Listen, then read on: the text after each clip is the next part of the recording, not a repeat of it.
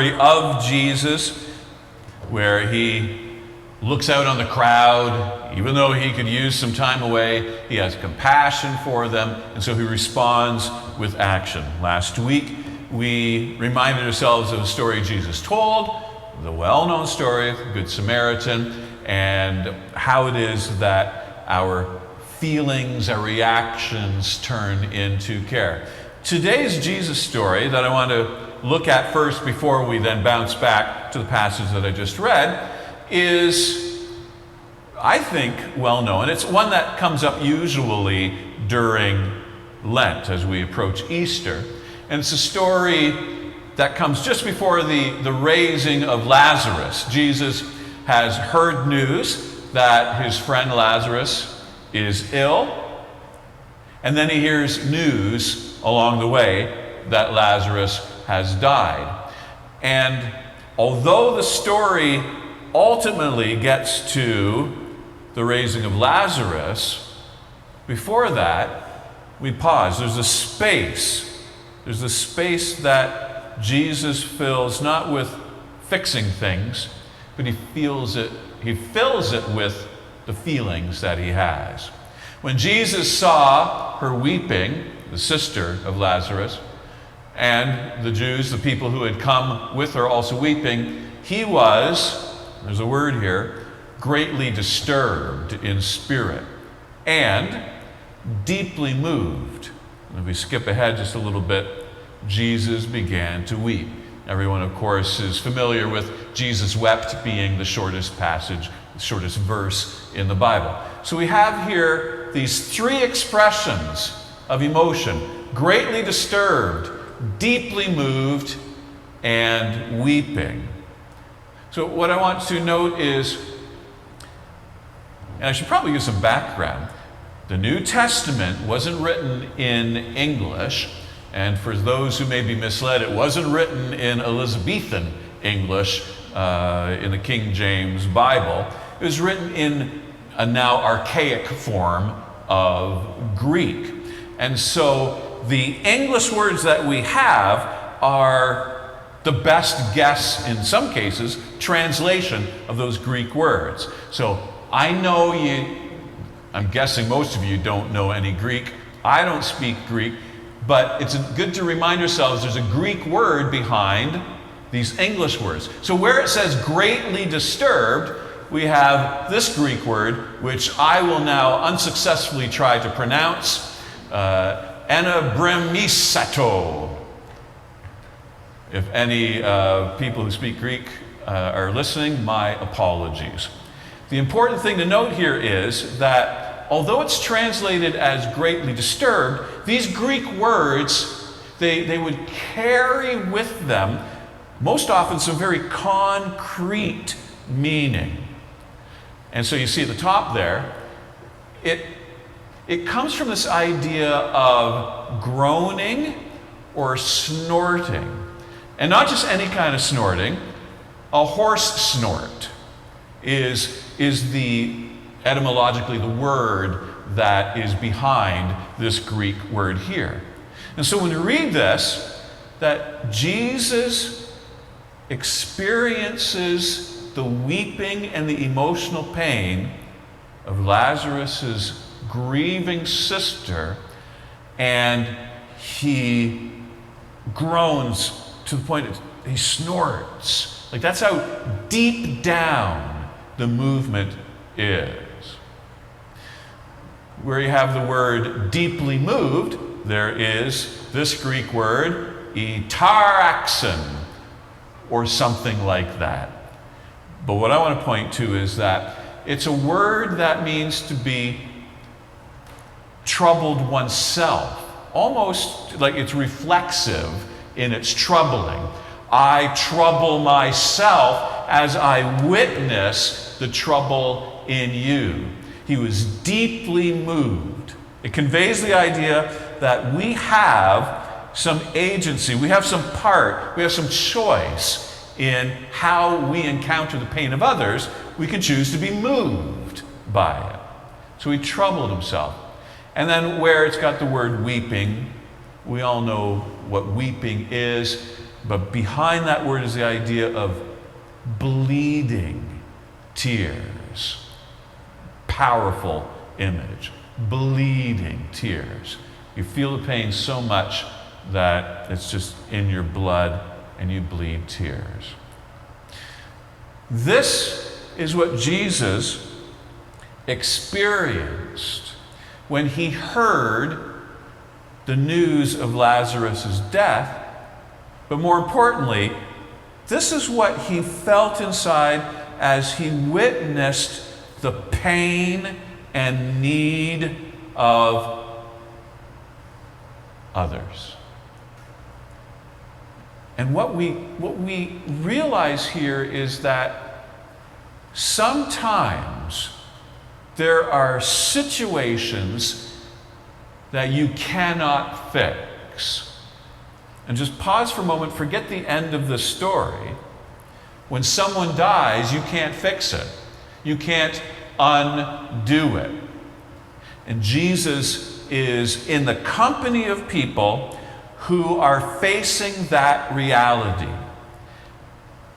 He spends time, even though he does eventually intervene, he spends time accompanying them in their complete helplessness. He feels it with them. Compassion and doing compassion has to keep in mind that there isn't always some fix. In previous sermons, I've talked about how compassion, having a reaction inside, has to be completed with some helping. But of course, I can mislead you into thinking, therefore, one must always intervene and do something to fix it. That's not always the case. And you've been through enough rodeos, and you've been on the hay wagon long enough that you know that that's true about life. So that story of Jesus brings us to what we just read a moment ago in Paul's letter. If there is any encouragement in Christ, any sharing in the Spirit, then Paul writes, any compassion and any sympathy make my joy complete. Now, hopefully by now, when you see the word compassion in the New Testament, you're going to be reminded of the words we spoke about in the previous weeks. For those who may be joining us for the first time, sort of trace this word back to how it was conveyed in the Hebrew language, the idea of being in the womb and caring, like that very deep inside of you reaction that triggers a caring response. And then the word splanchna, which in the King James Version is translated as bowels of mercy. The idea that it is so deeply within our gut that it drives us to help out. It's so very visceral. We looked at that word already, compassion, splanchna. But the word sympathy is also there. And it's from a Greek word, oiktos. Oiktos. Sound familiar? We talked about this in the children's time. And oiktos simply means pity, but it's a word built from experience. The word means vocalizing your pain. And so the very beginning of it is oi, which is just the way of saying, oh my, or whoa. Sympathy means feeling something, but there isn't necessarily something that you can do. And sometimes all that you can do is just express the grief, the woe that you have. This is what we call a lament. In our Judeo-Christian tradition, lament is when we can see no path forward, but we're suffering. Lament is when we feel deeply the grief of others and our own losses, and there's nothing we can do. But in our tradition, we at least vocalize. We vocalize our pain. Oi, whoa. That's the word that's here in what Paul is saying. He's keeping open the possibility that there may be times when you cannot fix what is wrong. Compassion doesn't always have a fix. And like the Jesus story, that means that we have to make some decisions in the space between the reactions we have emotionally and what we choose to do with the person who is suffering. There's a space in between there where we can at least vocalize our pain and our suffering. I'm going to show these set of slides again. This will be your third time seeing them, but I want to point to something new this time. What's the difference between sympathy and empathy and compassion? Sympathy is like having someone down at the bottom of a hole and they can't get out and they're distressed, and you're on top and you see and you're sorry about their pain. That's sympathy.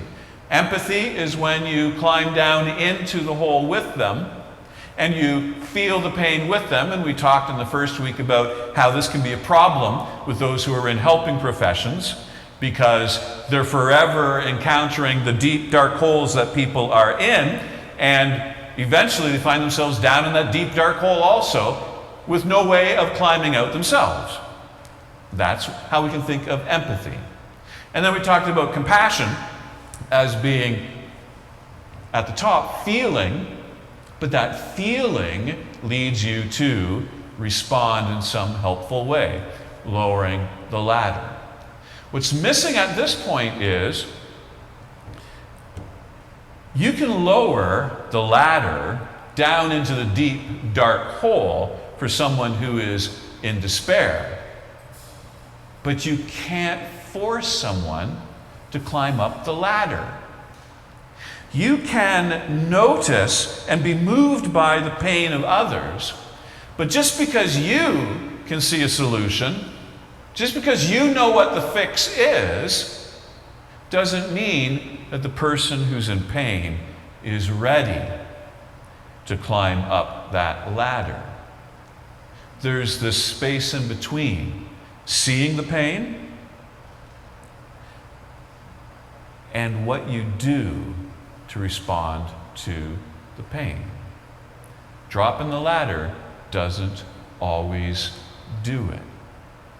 Sometimes, at most, we have to pause and spend some time saying, oi, oi, with them. The first week we talked about how it is that we can respond to the compassionate care team. Taking on the actions that go with our noticing pain in others. And last week we talked about the difference between responding to those who have needs in the community versus responding to people in this fellowship, and how sometimes it's more challenging to help those who are in our own fellowship because it means a greater intimacy, and intimacy can feel uncomfortable. We're in a relationship. This week I want to build on that, and I want to distinguish between what it means to fix something and to help someone. Quite often, the desire we have to fix the problem that's leading to someone else's pain isn't really about our helping them. It's about relieving our own discomfort, being in the presence of their pain. That we're feeling uncomfortable accompanying someone while they're in this pain that they can find no way out of, and we just want to rush to fixing it. And that's different than helping someone. Helping someone doesn't always rush to fixing, doesn't always rush to dropping the ladder and then forcing the person up out of that deep, dark hole. Helping sometimes means in that space between your feelings and your action, all you can do is say, oi, oi, whoa, I feel the woe. A few years ago, there was a physician. She wrote a book about her experience as a physician. called Kitchen Table Wisdom. Rachel Naomi Riemann. And one of the stories that she tells is when she was new to her profession. And in the hospital, there was a young man who had a bone cancer that required the amputation of his leg from just below the hip. And just the devastation to this young man of that loss had him literally rolled up in the fetal position in his hospital bed, unresponsive, turned away from everyone and just staring into the wall.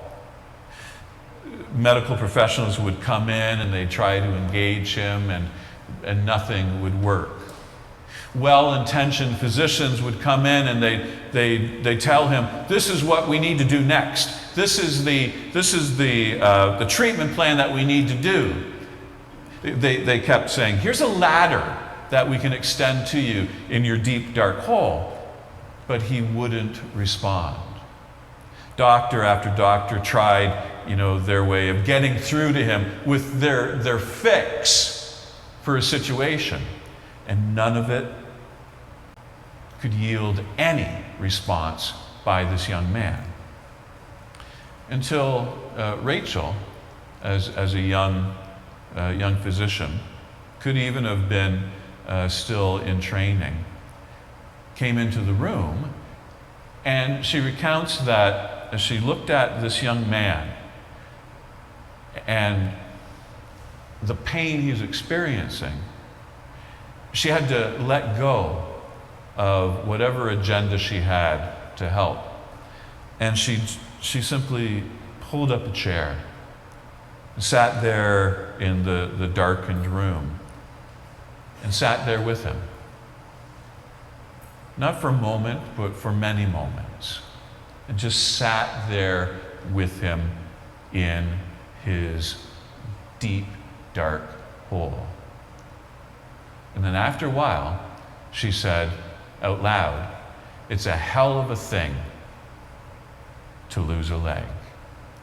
And then she was quiet again.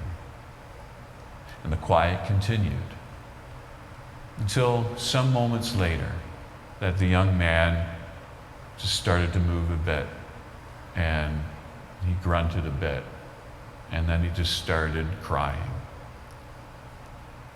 And then with his tears, his woe, he said how he was feeling.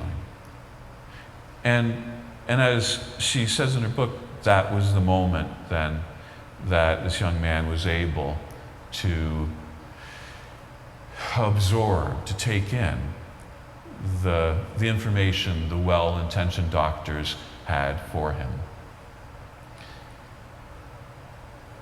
Sometimes, despite our best intentions, despite our beautiful compassion, people are in situations that don't need a fix. They need some space so they can simply feel what they're feeling.